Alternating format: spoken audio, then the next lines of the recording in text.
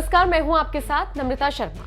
OP Rajbhar कहने को राजनीति में एक बहुत बड़ा नाम है, लेकिन जो बयान इनके सामने आते हैं वो दिन पर दिन बहुत हल्के होते जा रहे हैं। यही वजह है कि अब ओपी राजभर को हर किसी ने सीरियसली लेना बंद कर दिया है। खुद समाजवादी पार्टी के नेता भी उनको सीरियसली नहीं लेते हैं और अब तो ऐसा लगने लगा है जैसे ओपी राजभर ने ये ठान लिया है कि कुछ भी बोलना है लेकिन मीडिया में बने रहना है।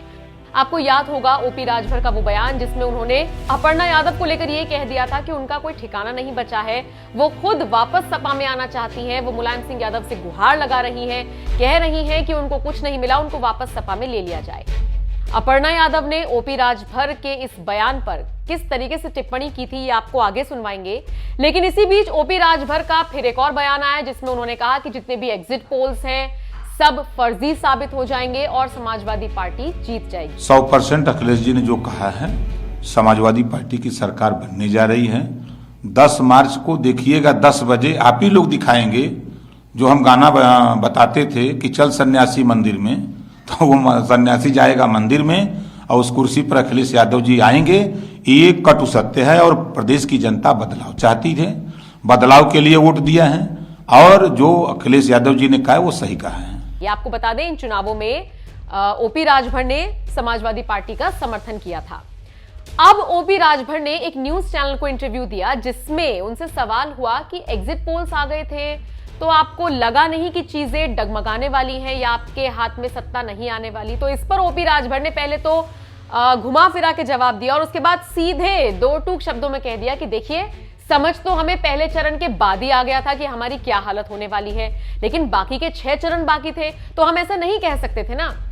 फिर रिपोर्टर कंफ्यूज हो गया। उस चैनल के रिपोर्टर ने बहुत प्यार से पूछा कि आपको पहले चरण के बाद समझ में आ गया था, आप ये बात मान रहे हैं? तो उन्होंने कहा बिल्कुल समझ में आ गया था, लेकिन जनता के सामने एक्सेप्ट नहीं कर सकते हैं ना। ओपी राजभर के इस बयान को पत्रकार अजीत अंजुम ने अपने ट्विटर पर शेयर किया और फिर अजीत अंजुम ने भी इनको लताड़ा है। अजीत अंजुम लिखते हैं, इस दौर के सबसे बड़बोले नेताओं में से एक हैं ओम प्रकाश राजभर।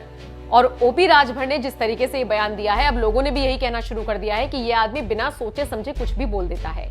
खैर, अंदाजा उनको पहले ही हो गया था कि सत्ता उनके हाथ से जा रही है, समाजवादी पार्टी के हाथ में कुछ नहीं आने वाला, बीजेपी की ही वापसी होगी। लेकिन अपर्णा यादव को लेकर जो ओपी राजभर ने जवाब दिया था और उस पर पलटवार अपर्णा ने कैसे किया था, ये आपको सुनवा दें। ओपी राजभर को हम ना तो अटकल कह सकते हैं ना सोर्स कह सकते हैं। ओपी राजभर ने एक न्यूज चैनल को इंटरव्यू दिया, उसमें वो कहते हैं कि ना तो लखनऊ कैंट से टिकट मिला अपर्णा को, ना करहल सीट से खबरें थी, नहीं मिला कहीं से भी, और अब वो इतनी परेशान है कि वो नेताजी से गुहार लगा रही हैं कि मुझे सपा में वापस कर लो, मेरा कोई ठिकाना नहीं है। ये ओपी राजभर ने एक न्यूज चैनल से कहा है। देखिए, मैं ये समझती हूँ कि ये जो राजभर है वो अपना ही जो है, मुझे लगता है कि अपनी छोटी पॉलिटिक्स के लिए मेरे नाम का इस्तेमाल कर रहे हैं। इस प्रकार की विवेचना और जो टिप्पणी कर रहे हैं, इस तरीके की बात देखिए उनको बिना जाने नहीं करनी चाहिए। मैं बता दूं कि जिस वजह से भी जो वो बातें कह रहे हैं उसके पीछे की बात वो सोच लें और समझ लें जब वो किसी के बारे में बोलते हैं। और भारत जो है संस्कृति और परंपरा का देश रहा है। यहाँ पर अगर महिलाओं के बारे में महाभारत हो चाहे रामायण हो, किसी ने भी टिप्पणी करी उसको जो है मुंह की खानी पड़ी। और मैं बता दूं कि अपर्णा यादव अंगद है, मैं कोई कहीं जहाँ पैर रख दूंगी तो वहाँ से जीत करके आ जाऊंगी। जब उस समय झगड़ा ही हो गया घर में तो हमने कैंट, उस समय हम लोग नहीं जीत पाए, वो एक अलग व्यवस्था थी, क्योंकि मैं उस पर नहीं जाना चाहती हूँ। पर इस तरीके की बात वो ना करे तो मुझे लगता है अच्छी बात, ये अच्छी बात है होगी, मतलब this is not the right way to go about it. और उनसे क्या मतलब, और वो पारिवारिक टिप्पणी क्यों कर रहे हैं मुझ पर? मैं तो ये कहूँगी कि भाई वो अब उनके घर में भी बहू होंगी, बेटियाँ होंगी, उनको देखें, अपनी राजनीतिक जीवन देखें और राजनीति में राजनीति की बात करें ना, परिवार संबंधित बात करने का ये कोई मंच नहीं है।